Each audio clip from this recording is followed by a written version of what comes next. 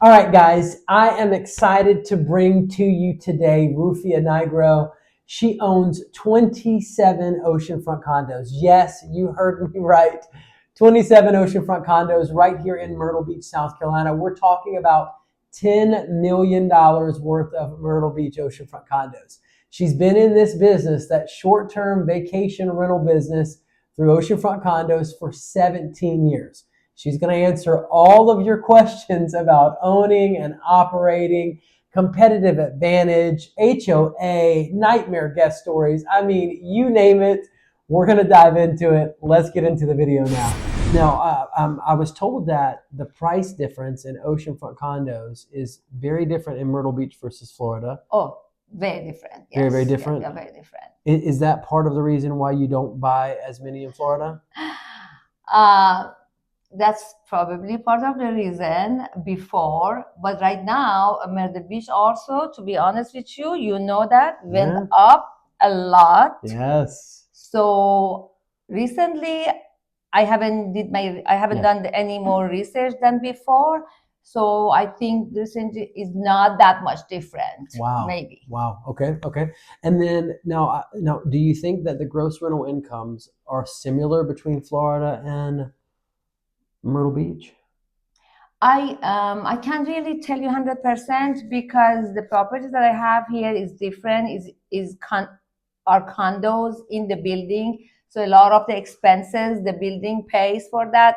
I don't have any expense for exterior or water or garbage or electric or even TV. Yeah. It's all included, one lump sum as we pay as a HOA. Yep.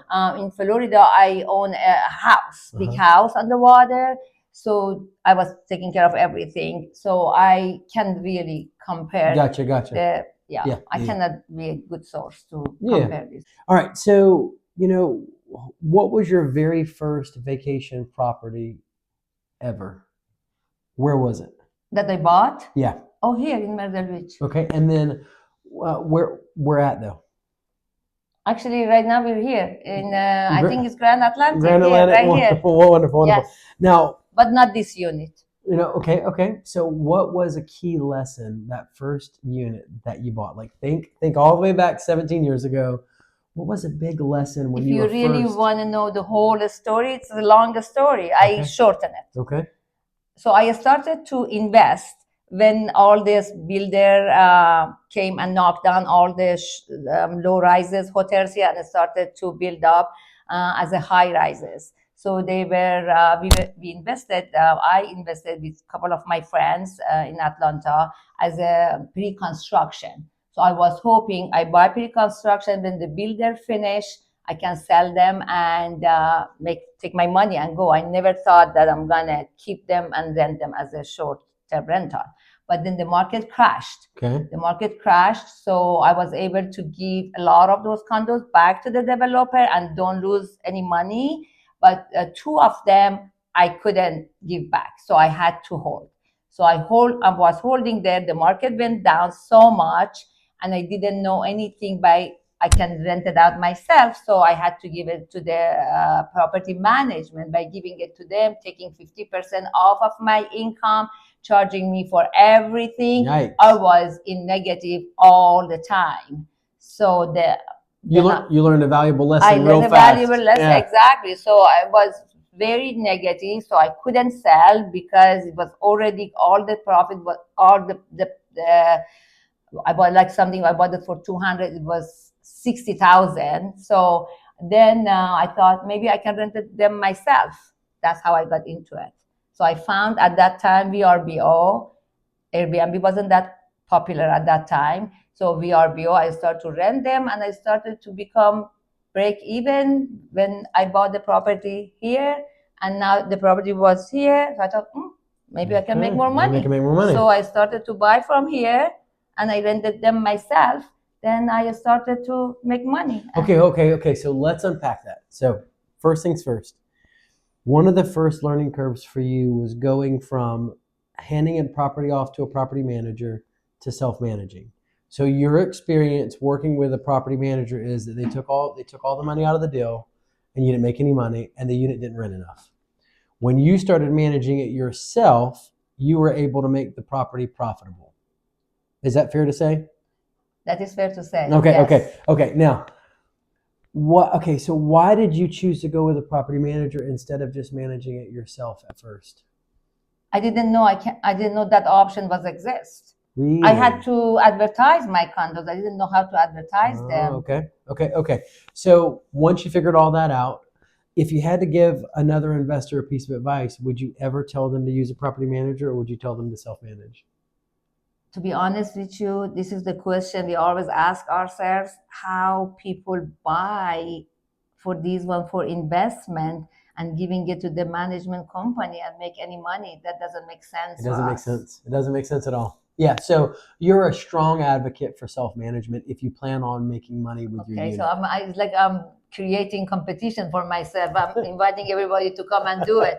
It's not as easy also. Now, I want to get into that. I want to get into that. Yeah, absolutely. I want to get into those nuts and bolts. So obviously, investing in oceanfront condos is not for everybody. It's not for the faint of heart. There's probably a lot of people, and you've probably had circumstances in your life where maybe you've had some sleepless nights, you've had some nightmare guests. I want to hear all about this stuff. Really? We'll get there. Okay. Yes. So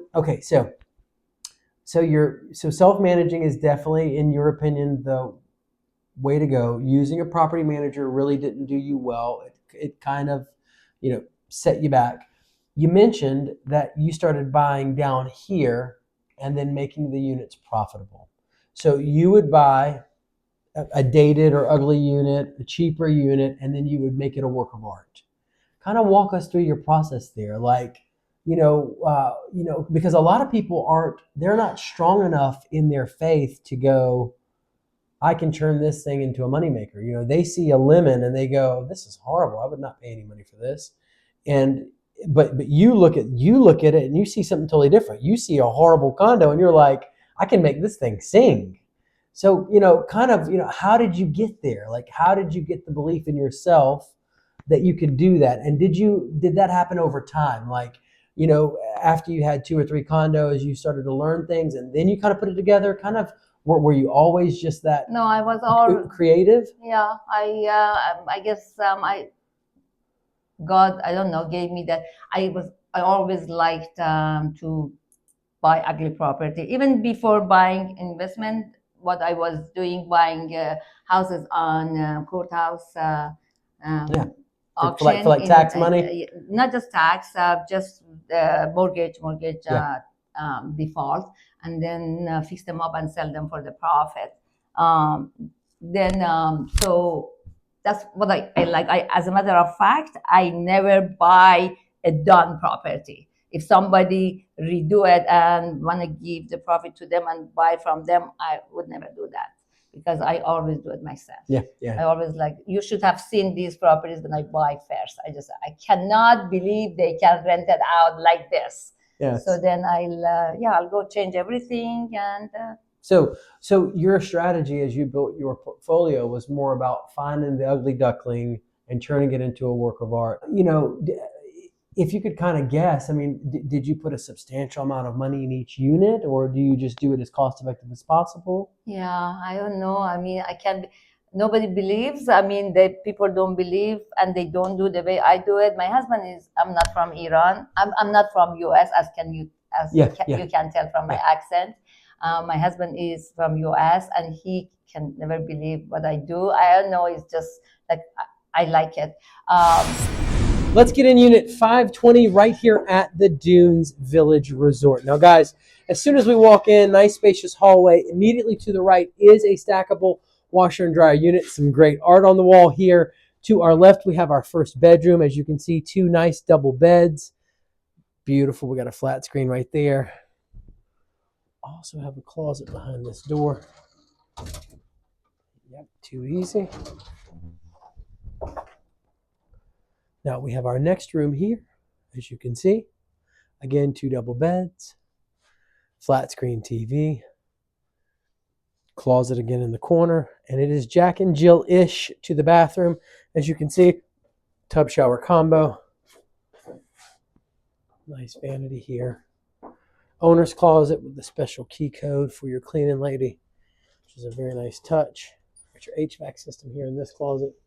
You can look down this hall.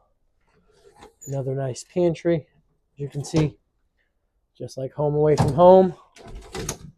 Now we are in the kitchen area, as you can see here. We have a bar. Well, there's no major ledge for you to set up stools or anything. However, it is stainless steel appliances, as you can see, a refrigerator and stove. There is microwave also and a dishwasher, not stainless steel, beautiful granite. And of course, everything that you could need while being away from home. Now, guys, it effortlessly flows right into the dining room and brings you on into the living room, as you can see here. And here is the moneymaker. This huge balcony here. It wraps around with a great view, as you can see. Absolutely stunning. And connects to the master. Your master's right here, guys. Seating area, king-size bed, as you can see. Flat screen, closet to the left over there. And your own on-site restroom. Dual vanities. Very, very nice. And that nice tub shower combo. And the tub does have your jets in it.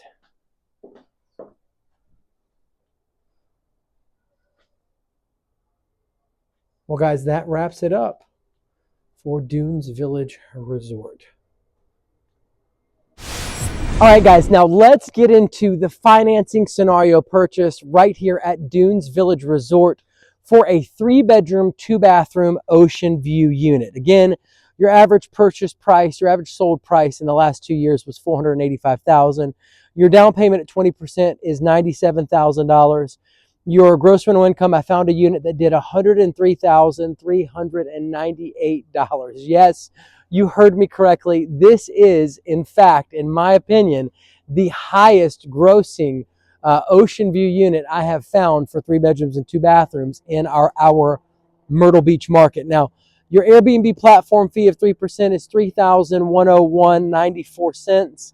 So if you subtract the $3,101.94 from the $103,398, it is going to bring you to a subtotal of $100,296.06. Now, some of your other operating costs for financing is going to include that principal and interest.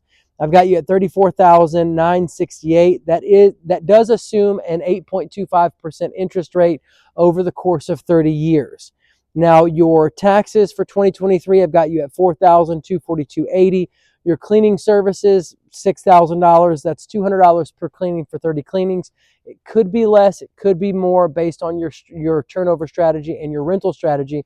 If you're allowing for a quick turnover, people can come in and do 1 and 2 day and 3 day rentals, then perhaps your cleaning costs could be more. Some investors do that so that way they can drum up and get as many reviews as possible those first 1 or 2 years. Now, you could have a 1 week minimum, like some investors do that are more established, and then your cleaning cost, should be lower. Now, moving right along, guys, we've got you over for excise tax at $691.